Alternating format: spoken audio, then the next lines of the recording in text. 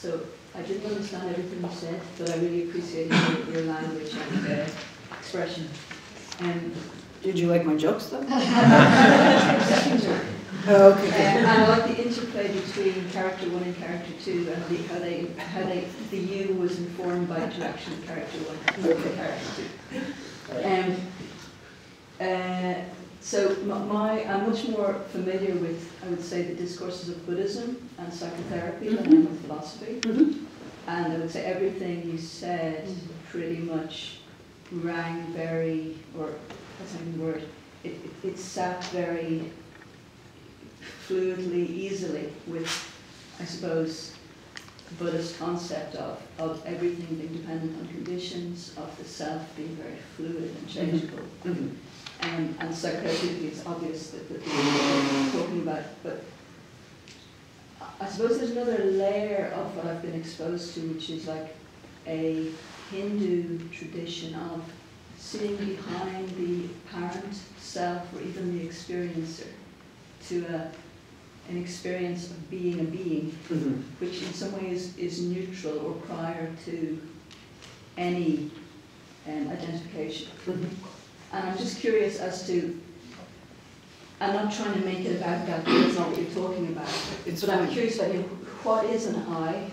What do we take to be the self? Yes. And how do we play about and explore the experience of being a self in a way that liberates or opens up that space?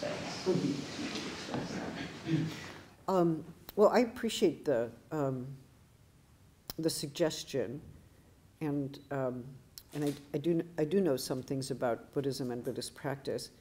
What interests me, perhaps here, as a point of contact, might be precisely the understanding that what we call the I, and what we seem to sometimes, under contemporary conditions of individualism, what we sometimes understand as the seat or source of action, is itself comes out of something that is more vast and more relational, and it also dissolves back into it, not just with coming into life and passing from life, although certainly there, but also within life, as what might even be understood to be a recurrent kind of process.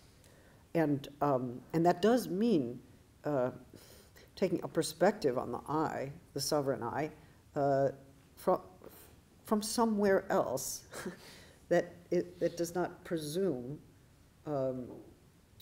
that I as a pure center of control or mastery, and that I think that is I think that's compatible with a Buddhist perspective in a certain way.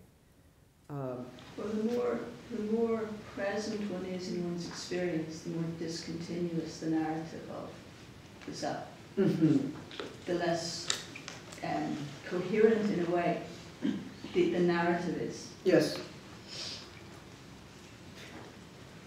Well, and the more open one is to the effect of the conditions of that moment. For example, of the dialogue, or yes, of the temperature of a room, or yes. Well, I think that's interesting.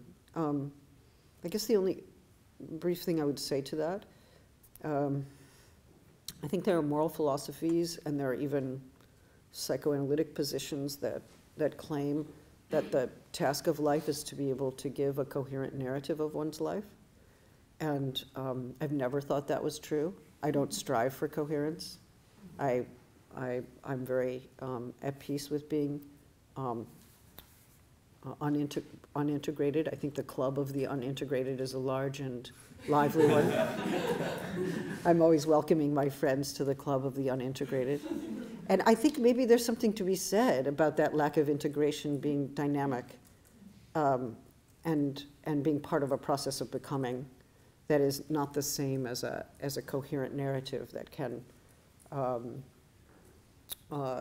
make sense of a life in a single way. I used to have arguments with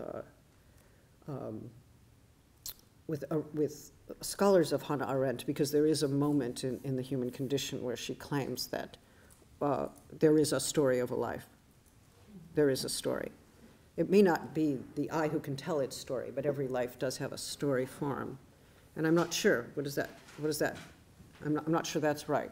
I wonder whether there's an implicit idea of mastery over one's experience or a presumption of unity that maybe isn't quite possible and might be as fantastic as the David Copperfield opening.